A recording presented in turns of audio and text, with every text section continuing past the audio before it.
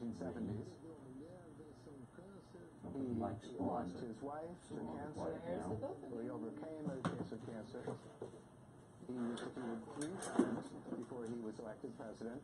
So his history is the strength and of being able to overcome, and I hope he overcomes the situation. Former Brazilian presidential candidate of the Workers' Party, who lost to Jair Bolsonaro in a runoff election in October.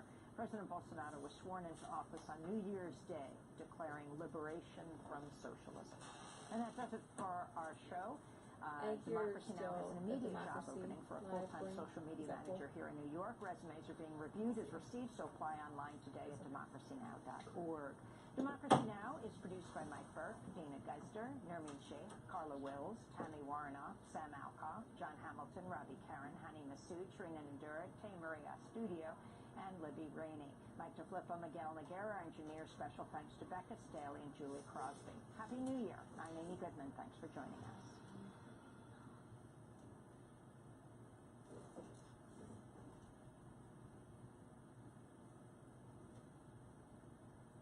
Democracy Now! Is underwritten by the French Broad Food Co-op, a grocery store focusing more on people than profit by providing living wages, supporting local farmers, and being community-owned. Citizens have a vote.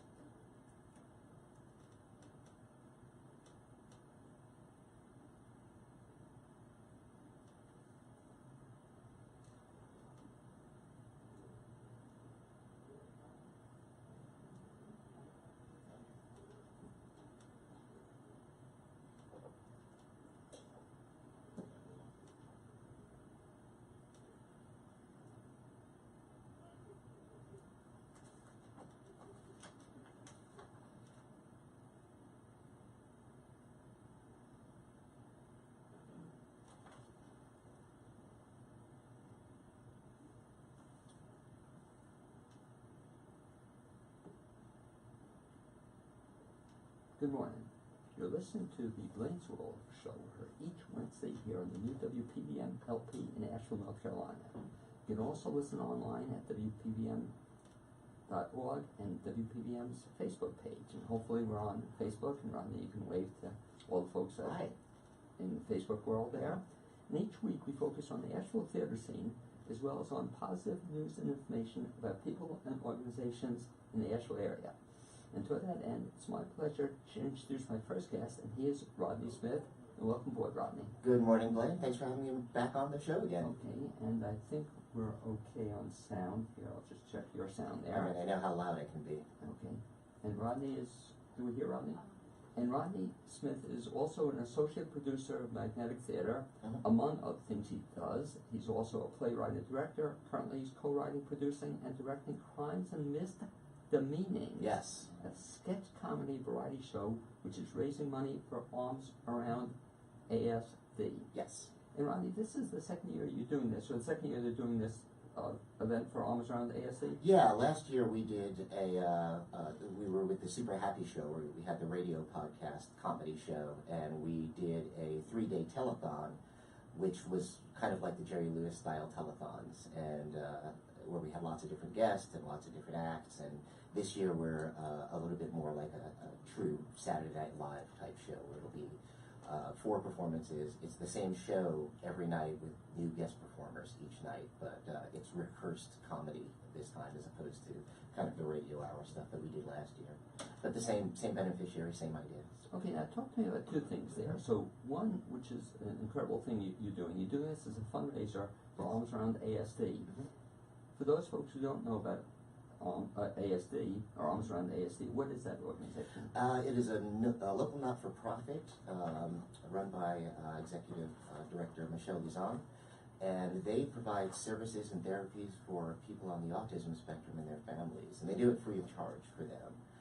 So this is wonderful to be able to support that cause and that group. It's something that Michelle effectively started in her home and has grown it over the last couple of years, and we're just happy to support them. Which is, it's a great organization, and what's so cool about it, Rodney, is it, I think, helps people not just with autism, on the autism spectrum, but also their families Yes. and it's a support organization. Yes, very much so. And I believe, is your wife, Sid, is she involved in that, or she helps out in that too? She does their website. Oh, does she? Okay. Yeah, but my wife Sid and Michelle and I have been friends for years. So it's a community support, love for each other kind of thing that started it, and now it's become a personal passion to support her group And personally. how did you get the idea, I guess it was last year, Mhm. to then throw a fundraiser? Last year, like you said, it was a little bit different. Yeah. What was the idea behind that? It was, so when we were with, I say we were with, Super Happy, which we did a show that was a game show, like a 70s game show style. We did that live on stage, and then we wound up doing the Super Happy Radio Hour, which is a podcast that we put out that's comedy sketches. And I love this idea of taking old TV formats and putting them on the stage. So when I wanted to do this fundraiser for Arms Around ASD, a telethon just seemed to be the sort of natural way to go. So we thought, let's go ahead and put together a bunch of comedy stuff and then call up all of our friends who are in the Asheville entertainment community and say, look, we're just going to do act after act after act, and ask people to, instead of phone in, to actually come in and donate money to Arms Around ASD. And we actually raised a few $100 for them last year. And what impressed me too last year, and we'll talk about this year's show as well, was the talent level you got for that. I mean, boy, Yeah. you got a lot of good people, especially this year. Yeah, I'm really blessed to have been introduced to and work with a lot of great people in this town, and everybody's behind this idea of community for theater for a purpose. Yes, we can entertain people all day long, but when you can go ahead and use theater for something even better, that's something that appeals to a lot of creatives, especially here in Asheville, I think. So, yeah, just blessed to work with a bunch of people who actually still like to work with me for some reason. So and come back. and come back. Who knew? Well, It's not like we pay them. So What's that thing? Who knew? The things you teach me, Rodney, every time I speak to you. For example, just before the show, I learned something which was kind of eye-opening for me about where I fit in terms of the spectrum of Rodney Smith's friends, and you were saying that if I call you Rodney, that's one thing. If now I've learned something. If I call you Rod, that's something different. yeah, my friends call me Rod. Okay, Yeah. so now I know. All these years, now I Yeah. know I didn't make that cut. You know. Well, you're not at friend status yet. Okay, well, okay, Rodney. Mr. Smith, that's cool. You also told me something, too, which I had never known before. So in addition to what you're doing at my next theater, we'll come back to that, you also do about 17 other things in your spare time, and one of them you have your own photography business. Yes. And what's that business called? It's called Tempest Fugit Design. And for all the people who didn't know what that meant, Who didn't take Latin in high school. I took one year, and that was about it. But what does that mean? Yeah, it means time flies. It's Latin for time flies. Okay. And I chose it, actually, I chose it because it's one of my favorite X-Files episodes, titles. But I like the idea of, well, time flies, but as a photographer, I can capture the moment. Well, what a great name for a business, Thanks. And going back to the show you're doing, it ties into the show because time's certainly going to fly if people come out to this event at Magnetic Theater. Yeah. The night show, when are we doing it? The shows are, so we have, not this upcoming weekend, but the following weekend, January 11th, 12th, and 13th. And we will have evening shows on Friday and Saturday at 7:30, and matinee shows on Saturday and Sunday at 3. And by the way, I want to thank you for that also, because not only do you have the matinee shows, you have evening shows at a time that I'm still up. Yay! Sometimes Magnetic does some late night stuff. We do occasionally. And I think you did last year. Yeah, last year we learned a lot of lessons from last year. It was a great show and we did well, but that was to do that marathon of 8-hour nights just as a new thing that was crazy. It was wonderful, but I don't know that I would do that again. And talk about if folks come out this year, you were telling me off there again, some of the entertainment you have is just really impressive. Yeah. Talk about some of the things people will see. Well, every show, every performance, we have a stand-up comedian. So this year we're going to have Jason Shoulder on Friday night. We are going to have, I have to get the order right. So Friday night is Jason Shoulder. Saturday afternoon is Art Sturdivant. Saturday evening is Chastain Criswell. And Sunday afternoon is Randy Robbins. Oh, Randy just going there on Sunday? Yeah. Okay. Yeah, so those are the comedians. And then we also have on Friday night is going to be Elizabeth Evans, who's a comedic burlesque act. And Saturday night is Debonair, who's a comedic burlesque act. And then, gosh, we also have on Sunday afternoon Edwin Salas, who's a puppeteer. And I'm missing somebody. Who do I have? Do I have it here in front of me? Oh, Melissa Hyman is going to be Saturday afternoon. She's a musician, beautiful voice, singer-songwriter. And by the way, is that at your website or the Magnetic Theater? It's on the website? Magnetic website, yeah, themagnetictheater.org. Okay, so they can find out the list of the... Yeah, all the guest entertainers are on that page as well. Because now you're telling me now I may have to get out to see Randy, a friend of mine, on Sunday. Yeah, I had And never met Jason. him before. He actually came out for the open auditions we had at the Magnetic, and we immediately connected, and I found him to be very funny, and he said he did stand-up, and I was like, show's yours, let's do this. Yeah, he does quite a lot of things. He also does Simon Says. You know, I don't know if you ever seen. I have not seen that. Simon Says, talented guy. Mhm. But so that's kind of fun that they'll see not only, which are like the theme of it, they'll see not only the sketches, but they'll also see a couple of performances. Yeah. How long are those performances? Each of the sets are about 10 minutes long. So, okay. Yeah, it's a very Saturday Night Live format, where it's sketch comedy, and in the first act you have a guest, and in the second act you have a guest. And talk about sketch comedy, just in terms of, first of all, some of the performers in the who you've lined up. Oh gosh, we've got Barbie Angel, very well known in town for being a social media personality, but she's and a poet. She's also a brilliant actress and very, very funny. God, I have to put my list in front of me here because I always drop somebody's name.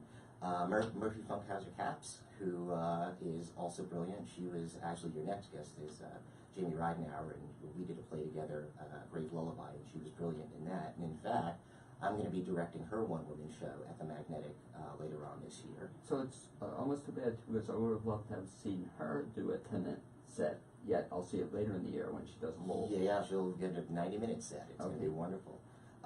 Steve Jenks, Chris Kingsley, Darren Marshall, Daniel Moore, Tippin, and Allison Young. And again, you and I were talking off there. I'm glad to see Allison perform it. Yeah, me too.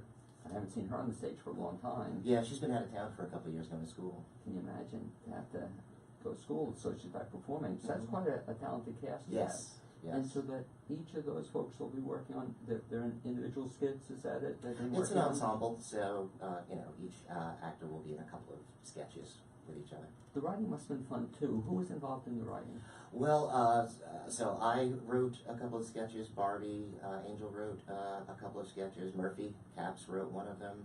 A longtime writing partner of mine, Stu Goldstein, who lives in Florida now. I've known him for years. He wrote a couple of sketches. Chris Kingsley, who's also in the show, wrote a sketch. So it again was sort of the evolution of the Super Happy kind of group, where we were bringing in anybody who had something fun to contribute. We would bring it in, and I act as head writer for the show, so editor and choosing the show order and picking sketches. But it really was kind of a crowdsourced writing effort from some wonderfully talented people. And it seems before Saturday Night Live, it almost seems like a Sid Caesar, Mel Brooks type thing. Very much so. Oh, is that cool? Yeah. Now, you also mentioned to me that on each show is a little bit different. Well, the sketches that we're rehearsing are the same. It's the guests that are going to be different. So you'll see the sketch, but you'll see a different guest, the 2 segments each show. Yeah. Okay, so a lot to see if they come on by. Yeah. How long is the show too? It's a full length. It'll run about 90 minutes. Which I'd give or like take. to. Intermission? Intermission, yeah. We'll have a 10 or 15-minute intermission, depending on how, The difference between a 10 and a 15-minute intermission is how long the line is at the bathroom for intermission, Well, fortunately, at Magnetic, it's not that bad. No, it's not too bad at all. Another theater downtown we won't mention, but a 35-minute wait. Right. So, Right. but it's funny, as I get older, I think I've told you I like shorter. Yeah. 90 minutes is kind of nice. Yeah, and it's one of the things that we're trying to do at the Magnetic, generally speaking. I mean, full-length plays are great, and we do them well, and we've got some wonderfully interesting things coming up this upcoming year. But I think there's also a market for, I don't want to say short attention span theater, because that's kind of insulting in its own way. But I think there's a market for people who are like, get in, get out theater. I would just like to come in, see something quickly, enjoy it, and then go. And That's why I've been, where my job as associate producer has come in, is to book these type of shows where, for instance, we're doing the stand-up spotlight specials where a couple of times a year we'll have a stand-up comedian come in and just own the stage for an hour-long shows of one I'm there. Yeah, we've got some great ones. Actually, Art Sturdivant is going to be opening on the 19th, the weekend after our show. So he's doing a 10-minute set on our show, and then he's going to have an hour-long set the following weekend. Well, it's kind of cool, Rodney, and Rod. Rod, yes, please call me Rod. I get all the time. It'll take me a while to get used to that. But one of the nice things, too, that I think Magnetic is doing, and you're helping, and also with Andrew and Katie, is doing some great stuff there. Thank you. That you're bringing, I think, in large part, helping bring comedy into Asheville. And you and I have talked about that. Mm-hmm. But until recently, I think Asheville was great jazz, Asheville was great theater, you name it, but it wasn't up there with comedy, I don't think. Yeah, I mean, it's not a huge comedy scene. There are some people who are doing some wonderful things. Jason Shoulder, who's going to be with us as well. I met him a year and a half ago, I guess, and we've done some stuff together at Magnetic, but he's got a show called Talk About Funny, which is a wonderful format for stand-up comics in town, and actually I'm hoping to bring that show to Magnetic at some point. But most of the comedy around here is open mic nights, and perhaps you will get a funny comic, and perhaps you won't. That's where Jason's show comes into play. He finds actually talented comics to come and entertain for a couple of hours. And there hasn't also, I was surprised, there's not a permanent comedy showcase No. every Friday or Saturday night No. to see comics. One of the things also back to Magnetic, and I think it's great, is that you're saying it's not a typical comic venue, but I think it's a great place to see comedy. That you can get beer or wine if you want, Sure. but you can also enjoy it with just being at a show. Yeah. It's not a drink credit, it's not a $20 minimum to Right. to get a drink or something, Right. a couple of drinks. And there's not the distraction like you'll find in some of the clubs. I mean, when you sit in a theater, all you can do is watch the person or people Interesting. performing. So it's a wonderful showcase for a stand-up comic to just own a stage and have 90 people attentive to you, which is wonderful. And Randy will be disappointed, but I guess there's a minimal amount of heckling, too, as opposed to, a show where everybody's drinking. Yeah, there is. It's a different environment. I think it's in its own way a more respectful environment, just by virtue of sitting in a theater as opposed to a nightclub. I think people are a little bit minding their P's and Q's maybe a little bit more. Interesting. So I'll have to check out, some of your, especially the one-person shows. Sounds exciting. Another thing, Rod, that you brought back years ago, or brought to the Magnetic, was you started doing all these different kinds of shows. Like the first one, I guess, was Super Happy Trivia, or one of the first ones? Very different type of programming other than straight theater. And what was the idea behind that? Super Happy? Or just bringing in different... Super Happy. Super Happy is a brainchild of Adam Arthur, who I've worked with, known for years in theater as a director and an actor, and he had this wonderful idea that there's so much great talent in town and we all want to work with people, but it's so hard to commit to that rehearsal schedule to do a full play with people. So he wanted to come up with the type of show where we can tap into our friends who are very talented and put on a show where you really didn't have to have any overhead rehearsal time. So the trivia challenge was like a 70s celebrity panel game show type thing, where only the questions were scripted, and Adam Arthur and Troy Burnett was his co-host. And it was just sort of an off-the-cuff comedy show because, remember the Match Game or Hollywood Squares, that kind of thing. And then that evolved into the radio hour, where we would pre-write scripts, and then we would do it like a radio show with Foley and everything, so the actors were reading off the script. So again, we could come in 2 hours before the show, do a quick dry run, and then put it up in front of an audience. And again, the Super Happy Trivia Hour, it's just a fun kind of thing to see, Yeah. And then you do get some audience participation, Yes. and the script, and even though there are some scripted, a lot of it doesn't feel scripted. Right, exactly. Or you get a Jeff Padney, or you get somebody else who just... Really off the cuff. Yeah, off the cuff. And it was a lot of fun. And funny folks. Yeah. In addition to some of the funny stuff you do, I think not all the stuff you do is funny, but a lot of the stuff you do is funny. But you also have done several productions I've seen. I think I've seen just about everything you've been in or been involved in. Yeah. And so, So you can definitely call me Rod. if you paid money, You've paid your dues. okay, You've earned it. If you see me 10 times, that's Yeah, that's it. But talk about then one show I saw fairly recently. You did a magnetic full-time boogie at the Full tilt. Yeah. full tilt boogie at the Big Bang Diner. Easy for you to say. Yeah, exactly. Talk about that. So you wrote that? I wrote and directed that. Right. Yeah. And what was the idea behind that? That was a comedy. The idea was I wrote a one-act play called Table 6 years ago, and that was my hope was it was going to be the first of 3 one-act plays, and that were all set in a restaurant. And I sat down and started to write the second act of that, second play of that, which was about a couple who are ambushing their teenage daughter in a restaurant with a therapist because they think their daughter's kind of needs help. And of course the punchline is it's Right. parents that need help. And then I became enamored with this idea of writing a story about the alter egos of superheroes as opposed to their daily superhero thing, what they are in normal life. And then those two ideas merged into, well, what if the parents were superheroes and they were going to let their daughter know that, oh, and you have superpowers too. And it turned into this full-length play that we produced last year. It did really well. In fact, got picked up by another production company in Rock Hill, Illinois. So it's I hold the distinction of being the first magnetic theater play that has been produced by another production company. Cool. We've had some shows go to the Fringe Festival in New York, but it's always been a magnetic production. So this was nice to kind of get a play out of Asheville and recognized. And I think that's maybe been one of the first shows of yours I've seen. I'd seen you as an actor, but Mhm. but you also did Table 6. Yeah, you that saw was part of Table that, 6, yeah. that was part of the Fringe. I was part of the Fringe about Festival. 3 or 4 years ago. When was that successful? I mean, Yeah. I went to it. It was packed completely. Yeah. Great Yeah, show. no, for the first time I had ever written and directed anything, I was very pleased. That was a great deal of love from No, Asheville. the exciting one. So you're taking Full Tilt on the road. Will you be going out? To go, the Rock Hill production actually already happened. They did it about a month and a half. Oh, they already did it. Yeah, they sold out every show. Wow. Were you there? I was unable to go, Are unfortunately. you going to try to get to it the next time, or? I think next time it gets produced, I will try to get out to see it. Boy, that must be exciting to see something you wrote. It must have been exciting. I don't know if they did a video of it.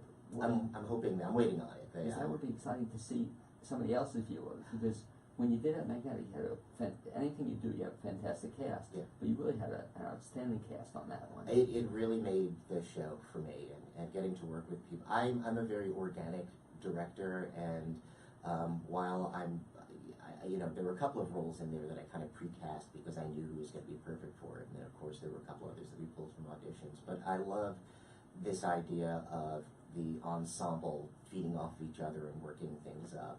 So even though it was my work and my words, I like the idea of letting the cast kind of feel their way through it, and we got so much new material out of just that cast. And I find the same with even what we're doing on this show. What was on the page and what the cast brings to it are two entirely different shows, and it's much better with the folks that we have. Question for you. And I keep hearing additional things you do, just in terms of theater, writing, producing, directing, acting. I'm sure we could add to that list as well. Do you have a favorite thing you do? No, I don't. Even the photography, it's not so much that I have a favorite thing I do as much as, to me, it's all a larger sort of love of storytelling. So whether I'm acting, I'm writing, I'm directing, I'm taking photos, it's all different mediums for storytelling. So which is my favorite? It's whatever best suits my storytelling at the time. So no, I don't particularly have a favorite. I'm not much, even acting is one of those things where I don't tend to seek acting roles, but I'm happy to take them when it's the right role and a fun thing to do. Jamie's play, Great Lullaby, this past year was the first time I had really done a straight play acting in probably about 3 or 4 years. But loved the play, loved the cast that Jamie had put together, and it was such a fun part that, yeah, I absolutely wanted to do it. I'm actually going to be in the first play this upcoming year, which is our first main stage play at Magnetic this year is going to be Action Movie, the play, and I'll be in that one. And once again, it's just Andrew Gall's directing it. It's going to be a great cast. It's going to be an awful lot of fun. We're going to try to stage a full-scale action film. Car chases, explosions, all that kind of stuff inside of a black box theater. How can you not try to do that? So. How can you not want to see it? Exactly. I think that's the first thing I think I'd ever met you. You and Sid, when that play Neighbors. 35 Below. Yeah. I said, wow, this guy was a talent. Thanks. But the talent you have though is so amazing when you think about it, Rod, in terms of where you came from. Because again, I'll usually ask a lot of theater type people how they began or what was their first thing, and they'll say when they were a 5 or 6 year old they played a tree or something. Right. Your whole background had nothing to do with theater for the most part. Nothing. It had been you were in I was database administrator professionally for years. When I was younger, when I was in my late teens, early 20s, living in New York, I did stand-up comedy for a few years. And then I was a musician in a band for a while, but that was about my only stage experience.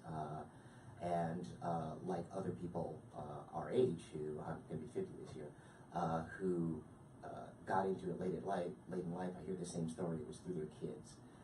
And mine is no different. My daughter went out to be in the ensemble for a Christmas Carol at Montford one year, and I knew the people who were working there. I would take her to rehearsals, and then they had an opening for the Ghost of Christmas Yet to Come, and I was like, well, you put on an outfit, you point. How hard can that be?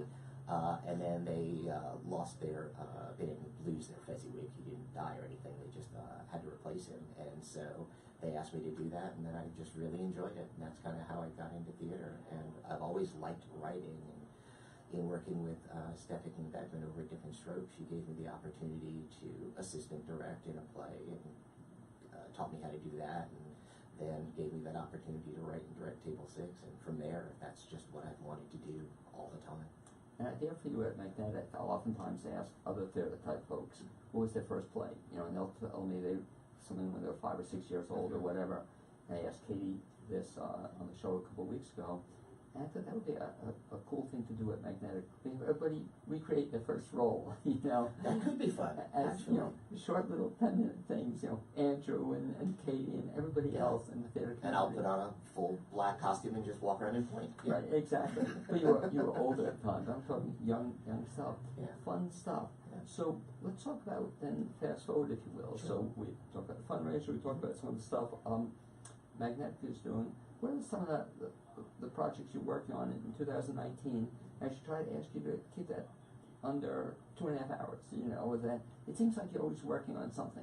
Is that a fair assessment? Yeah, that's a fair assessment. And what amazes me about you, Rod, is that you're doing it sort of simultaneously. It's like, do you ever sleep?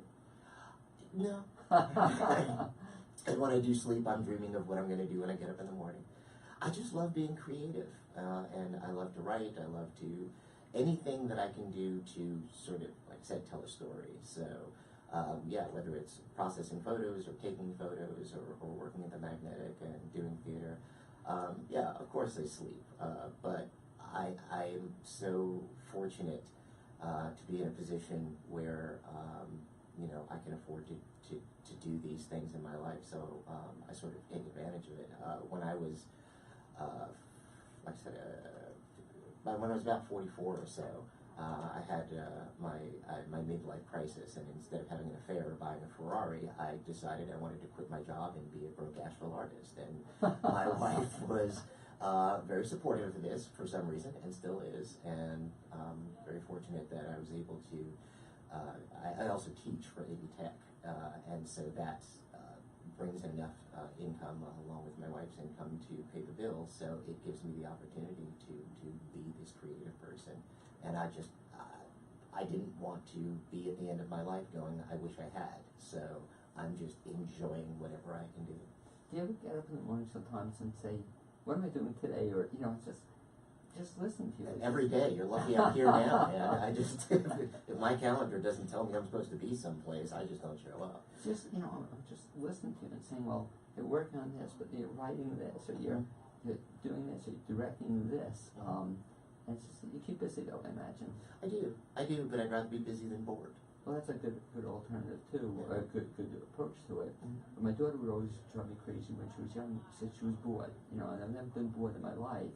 Yeah. But when you were into the business side or the database administration, and by the way, add that to the list, you also do some of that still too. Is that correct? I do. Did you find that boring, or did you find that not as interesting as what you're doing now? Yeah, that's exactly what it was.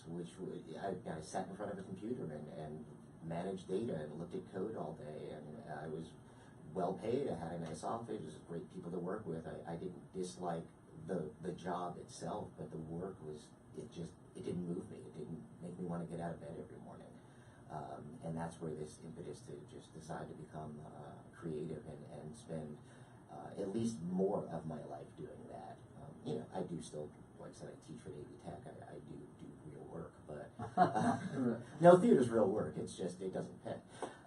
But I just love being creative, and again, blessed to be in a town and surrounded by a bunch of people who not only allow me to do it, but teach me how to do it better and foster these talents and support it and allow me to support them as well. So the very symbiotic relationship we have with this town. Listening to your story also kind of gives me an idea, hopefully others as well, is that you can start at almost any age and then pick up skills that you never had. And directing, you gave a good example of that you had never directed before. Right.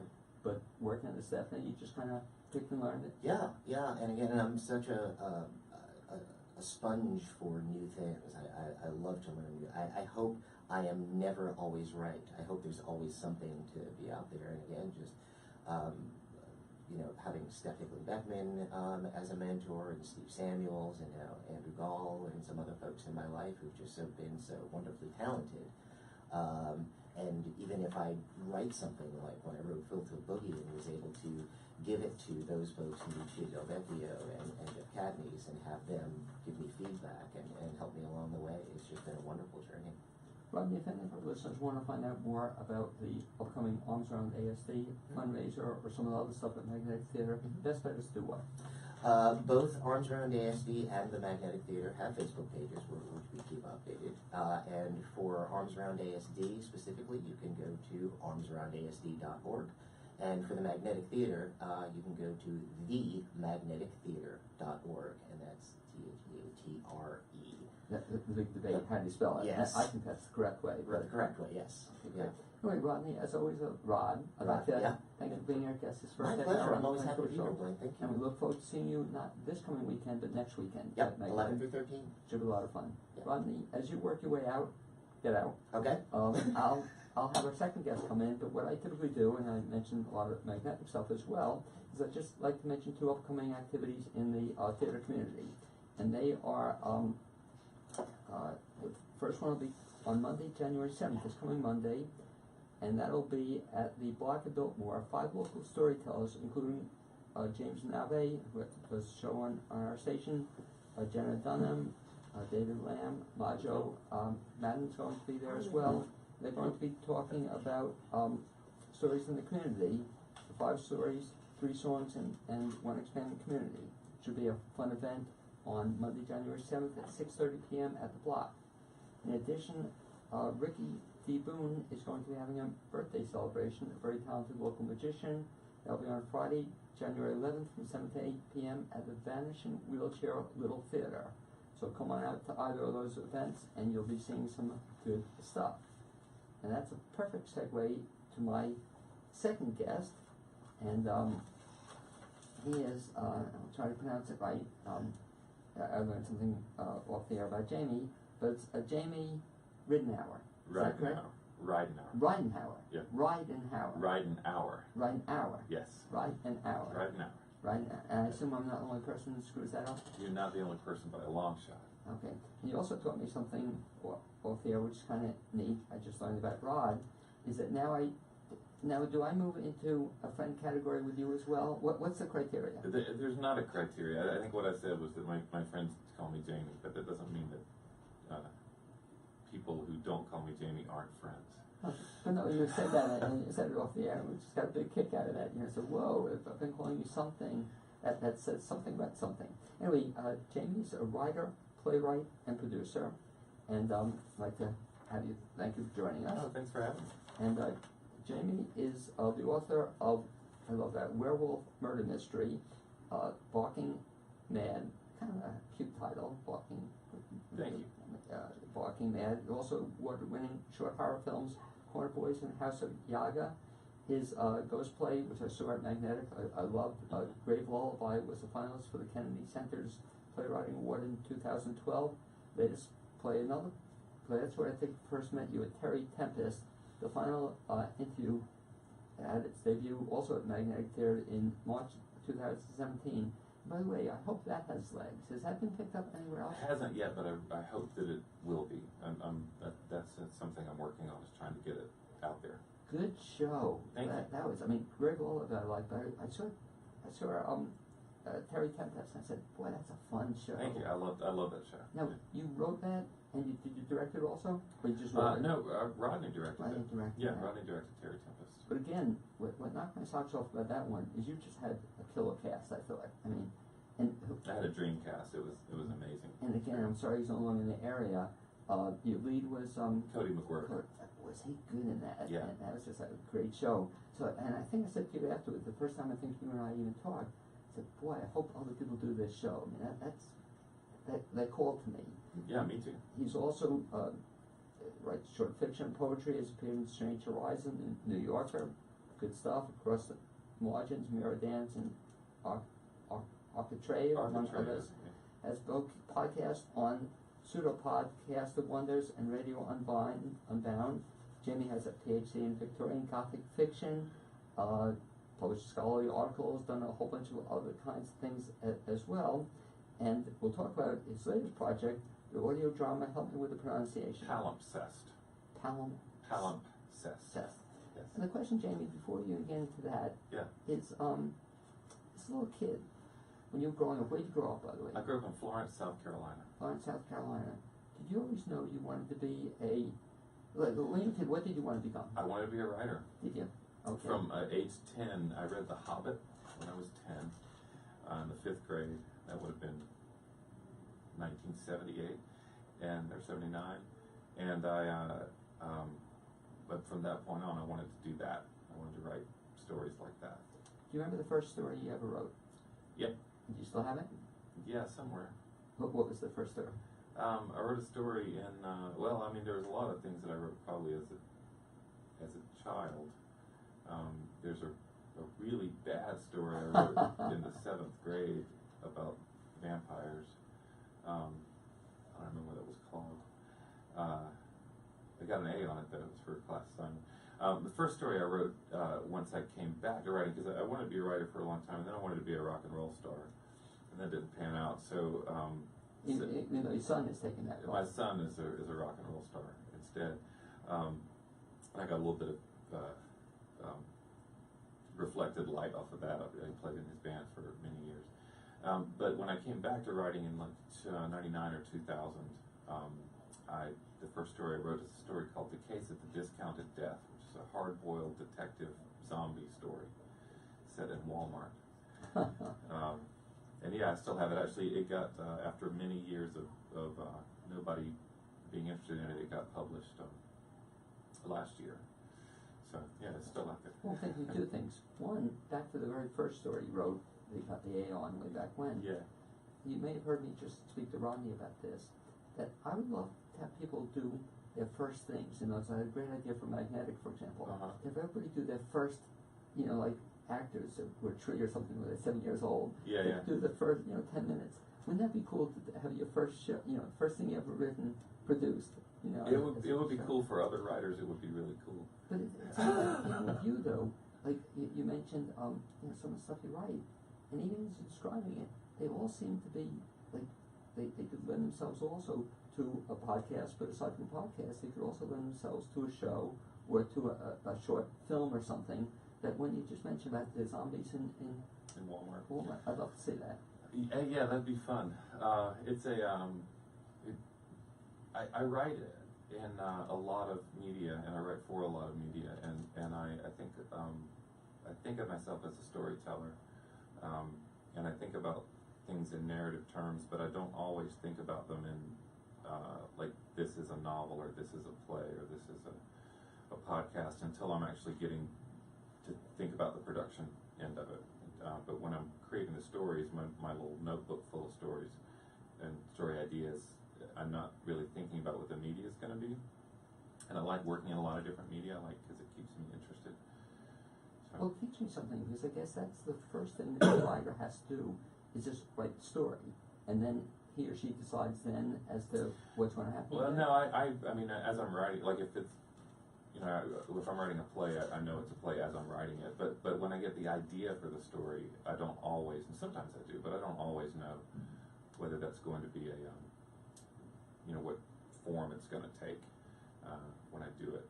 So Terry Tempest, I knew was going to be a play from the very beginning. But some of the stories that have come out as short fiction or has come out as films, my 2 short films, I didn't necessarily know that's what they were going to be when I wrote them. Actually, the first film was a poem when I wrote it, and we later developed it into a film. Because you mentioned that Walmart, just sticking in my mind, Yeah. and it's ironic, our first guest was Rod Smith, and he did this show, I don't know if you saw it, it was maybe BB, it was Night of the Living Dead, it was, and he did the show version of it. I said, how could I be interested in it? He did it for different strokes. How could I be interested in a zombie film or show? And he did it. It was very interesting. I found it. Yeah. So I never thought I was a zombie kind of guy, but a lot of people don't. Really? I mean, I guess I'm a horror writer. I mean, the stuff that I write is on the dark end of the spectrum. I write a lot of supernatural stuff. I write a lot of explorations of the darker side of psychology. So I tend to say I'm a horror writer as an easy shorthand to tell people what I do. And I think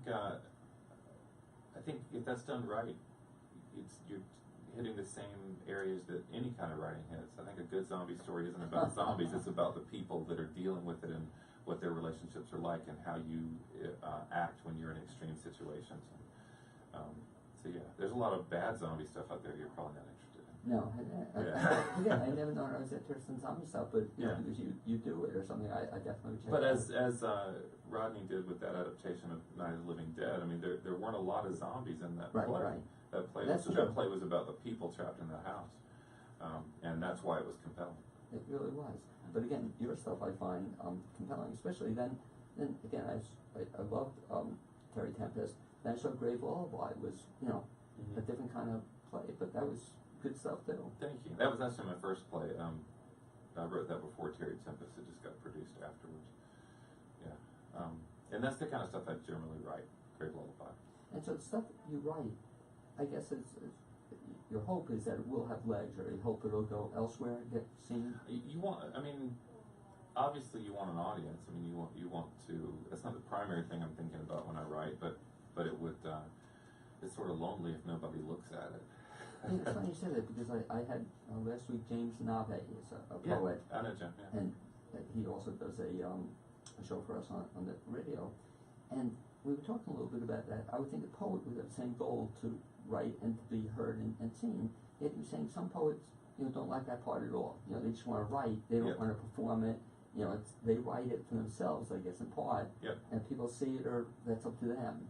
But that's a kind of lonely existence, I would think. Well, yeah. I mean, it's not. You write for lots of different reasons, and it's satisfying to write a good story, and it's satisfying to have it have something well constructed, to look at something and say, this is a really great thing that I've done. And I don't.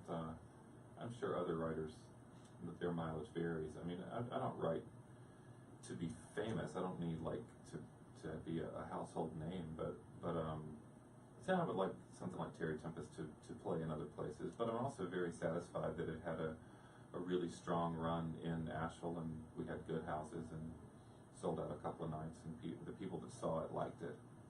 And it just really surprised me. It's kind of cool. I don't know how you feel about this, but when I go to Magnetic often, I have no idea what I'm going to be seeing. Yeah. And that was one of them. I kind of had a vague idea what it's about, but just I saw it and said, "Whoa, this is good stuff." I like to. I like a lot of different genres, and I like a lot of different types of things. And one of the things that I don't think I have necessarily a signature move, but one thing that I like to do when I write is take different kinds of things and put them together, make them happen at the same time. So I liked the idea of working with a punk rock musician, and I liked having it be a comedy, and I liked having it also be sort of a tragedy at the end, and I like keeping audiences uncertain what's going to happen next. I think Terry Tempest did that really well. I think the first act set it up to be sort of slapstick almost, and everything turned in the second act, and I don't think a lot of people were expecting that. And some people didn't like it. Some people felt like, I mean, they were jarred by that shift. I had people tell me, you know, I don't know what kind of play to call this, so I don't know. No, I told you. I can't believe people died at the end. It was supposed to be a funny play. Well, it's good it's not running, because now they don't have to. We didn't give it a spoiler because it's not playing anywhere. Right. Now, but people do die. Yeah. But the again, I'm just seeing that in my mind, and Cody, is it? Cody McGuirk, yeah. Just hit that. You know, I mean, I think the whole cast was outstanding, but I almost can't see anybody else doing that show, you know, as well as he could have. Yeah.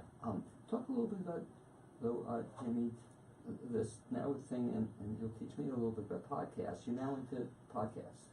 Well, I do. I write and produce an audio drama, Palimpsest, which is podcast. So you can.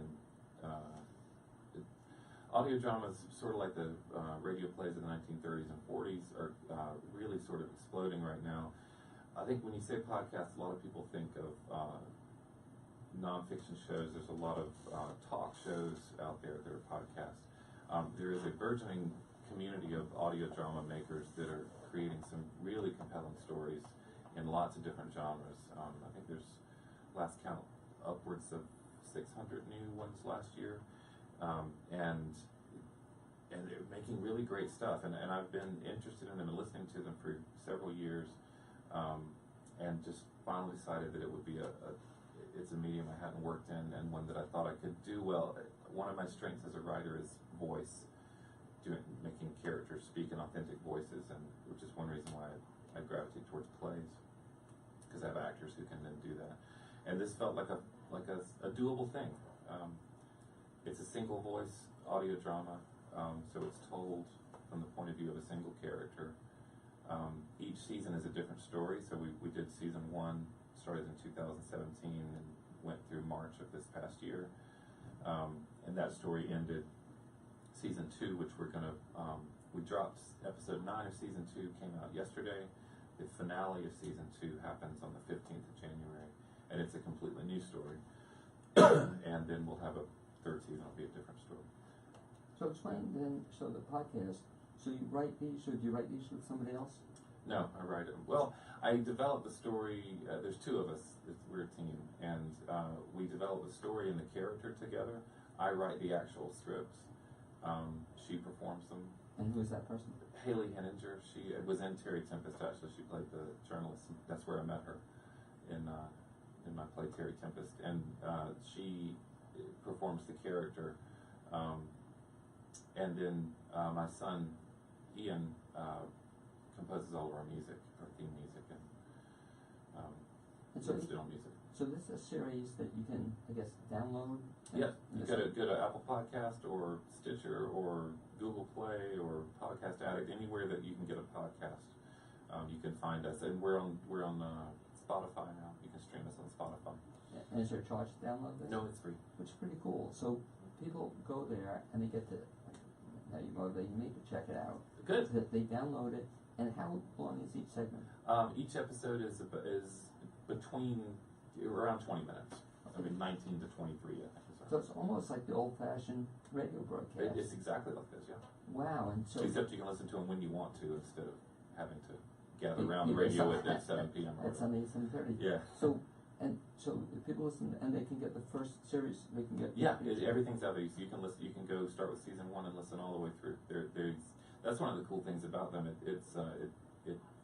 I mean, it's like Netflix for radio. I mean, it's out there all the time. You can start with season 1. You can start with season 2 if you wanted to. So they're not related to each other. You can watch. They are standalones. Yeah. The first season is a classic ghost story, haunted house story, kind of psychological thriller, haunted house story, and the second one deals with a very curious freak show in the 19th century. Yeah, you told me something which I think was really cool, that you've now hit, what, 100,000 people have downloaded this? Not yet. We're at 96. Oh. 7 or something as of this morning, but we will hit 100,000 by the end of the week. Yeah. Okay, after today's show, it'll be right over there. Yeah. So, the people download this, and how do they? Have you done any research as to where they listen to them or who the listeners are? There's been some kind of studies done on the podcast in general. I don't know the numbers. I think there's a lot of people listen in their car. I mean, that's where I listen to a lot. I live in Black Mountain, so it's a 30-minute drive into Asheville. I take my daughter to school and back every day, so that's a couple hours on the road, and I listen to podcasts while I do that. Now, does she have to listen to them also? She's a huge podcast fan. My daughter loves podcasts, so we listen to the Adventures on together, and then when I'm driving the leg without her, I listen to other podcasts. So a lot of people do that. I think a lot of people listen while they're doing their chores or while they're doing dishes. It's a you put your headphones in and you can do tasks that don't require a lot of focused attention and still get your story. It's the same way people do with audiobooks.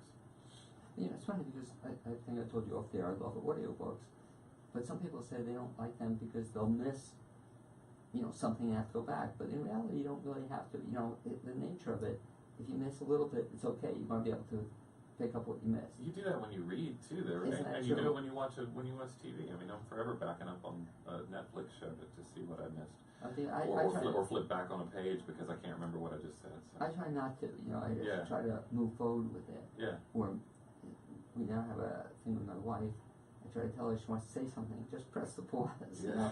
So she'll say something, and then we have to go back. Hear great dialogue. I guess you like hearing great dialogue. So you like hearing it over and over. But yeah, people shouldn't get hung up that. People also say it's distracting, but they're on the phone. They're on other stuff as well. What's really cool. I don't know if you've ever done this. You'll be into a great story, and then you get home, you want to finish it before you get into the house. Oh, we do that. I mean, my wife and I both do that. She'll pull into the driveway and not get out of the car, and I know she's finishing something. That's really cool, though. I mean, that's a compliment to the writer, I guess, whoever's putting together the podcast. Yeah, well, particularly if you've only got like 3 minutes left, you don't want to wait till tomorrow to hear those 3 minutes. Do you, the podcast you're doing now, do you see them ever having legs in other media? I hope so. And you never know. There's a lot of people doing it right now. It's a very exciting medium because it's new and it's exploding, and there's a fairly low barrier of entry compared to other like making a film or something. As long as you've got a good microphone and a good computer, you're probably okay.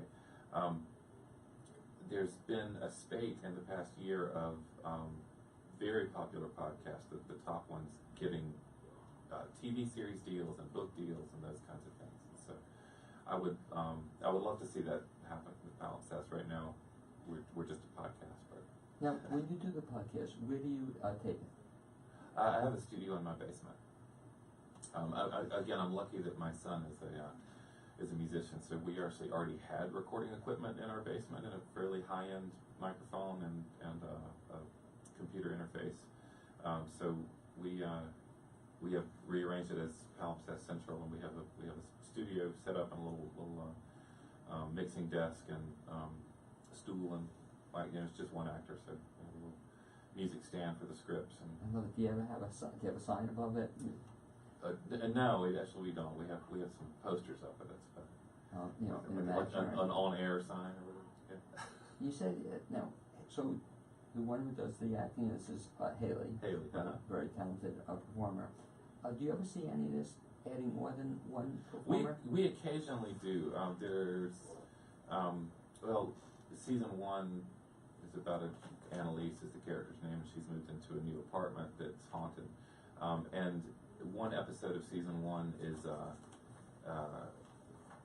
housewarming party her friends throw for her, and so there's 5 other actors in that episode that come in as her friends. It must be a challenge for an actor to be able to do as one person thing and to have show other voices. It is, and that's the luckiest thing for me as a writer is that I've got somebody like Haley to be able to do pretty much anything I ask her to do, because even within the stories, she's playing one character, but if she's telling things that another character said, then she changes her voice and does that. And the characters between season 1 and season 2 are very, very different people, and so her ability to become a completely different person in season 2 is pretty impressive. We've done 3 live shows where we perform episodes of the podcast live. When we've done those, we do 1 episode from season 1 and 1 episode from season 2, and it's really kind of lovely to watch her change character completely between the 2 episodes. And you've done them live where? We did 1 performance at the Magnetic Theater here in Asheville, and then we did a little mini tour in October. I was brought in to a school in Monticello, Georgia, to do writing workshops with some high school students there. And so we did a show in Madison, Georgia, and a show in Monticello, Georgia, back to back right at Halloween. How many seasons of this do you see? I don't know. We definitely season 3. We're finishing season 2 in a couple of weeks, and we've already got the general outline for season 3. We know I know who the character is. We know the setting. I mean, as long as people are listening, we're happy to do it. It's fun. It's relatively low stress. I mean, Haley and I work really well together. I'd like to continue doing it. You said that people are listening. Do you track that, or are there ways to find that out? Like who's listening? How many people are listening? Yeah. Well, I know downloads. I know how many people download it, and I know where they're downloaded. And then we're fairly involved in the audio drama community, a fairly robust social media presence, particularly on Twitter. And so we hear from readers or from listeners. We hear from people. We've got listeners all over the world, and people send us messages and be shocked at what the new episode does, or tell us thanks for whatever. And so we get that kind of stuff. That must be exciting for you too when you get feedback.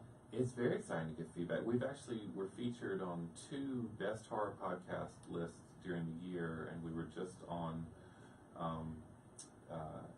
Elena Fernandez-Collins, who's a podcast critic and writer, writes the Audio Dramatic newsletter, and also writes for Bella Collective. She just put us on her list of the 10 best returning fiction podcasts of 2018. So we're pretty proud of how this year has gone.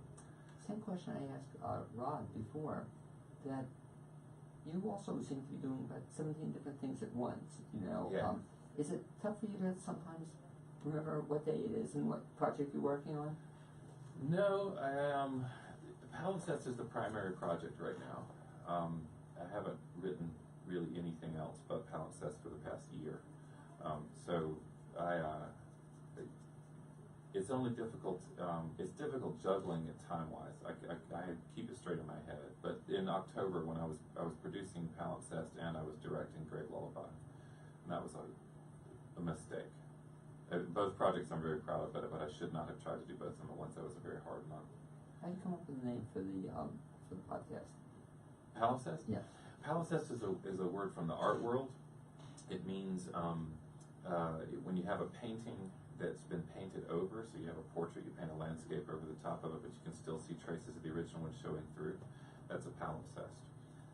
And so our stories are all about memories and how memories change, and not being sure what memory is real and what the truth is, and having layers of meaning going through. And that's what the title means.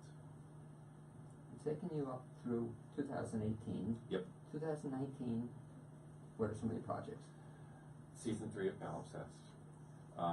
It looks like I may be writing a 1-act horror play. Got that outlined, sort of. And then I have a large fiction writing project that I'm starting very soon. That will be a novel. You also, quote, in your spare time, teach a little bit as well too. Well, yeah. I mean, that's my day job. You do something else. Where do you teach, and what do you teach? This semester I'm teaching creative writing and Victorian literature at Warren Wilson College. Yeah, where I taught this past semester as well. I love Warren Wilson, and I really like the students out there. So I'll be teaching creative writing, advanced poetry writing, and Victorian literature this semester. Do you also, so you're a poet as well? You do some poetry? I've published some poems. I don't feel like I'm as, I feel more like an amateur as a poet.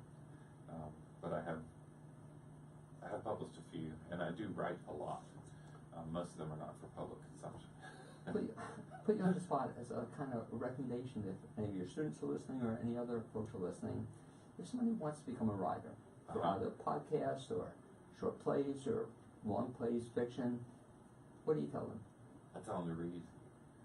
Yeah, consume as much. If you want to be a producer, you need to be a consumer first. You need to listen to or read or watch as much of whatever medium it is that you're wanting to produce in. To be familiar with how it's done well and be familiar with ways that it's not done well. You need to know what the tropes and standard ideas are within your field. If you want to be a writer, you should read as much as you can. And talk about how much writing should you do. Is that something you recommend they should be writing? You should every write day? all the time. Right? I don't know if you should write every day. I mean, I think different people say different things, and it really depends on the writer. But definitely, you get better as you practice, and you should expect. I think the biggest obstacle beginning writers face is they expect that their writing is going to be as good as the things that they're reading out the gate. And so you write, and actually Ira Glass has talked about this. He's got a really great little talk about it where he says that actually the problem is not that you're a bad writer, the problem is that you have really good taste. And you know what good writing looks like, and so when you begin, the first couple things you write, you look at it and you're like, wow, that's really crap. And you feel like you can't do it. And when actually it takes years for it not to be crap. And so you just got to do it until it gets better. Jamie, if any of our listeners want to find out more about you or the podcast, best bet is to do what? Best bet is to go to, well, my Twitter feed is always a good place to find out things, Jamie Ridenhour. But I would go to the podcast website, which is thepalimpsestpodcast.com. Okay, I'd like to thank you, Jamie Ridenhour. Ridenhour. I finally got it. Okay, Nice. and Rod Smith for being my guest on today's BLAINESWORLD show. Also to Amy Prisnash, my producer, and to Zuzu Welsh, who provided the music you heard at the beginning of the show, and you'll now be hearing at the end. Look forward to having you join me here next Wednesday at 9 a.m. We also rebroadcast on Saturdays at 9 a.m. on new WPBM LP in Asheville, North Carolina. See you then.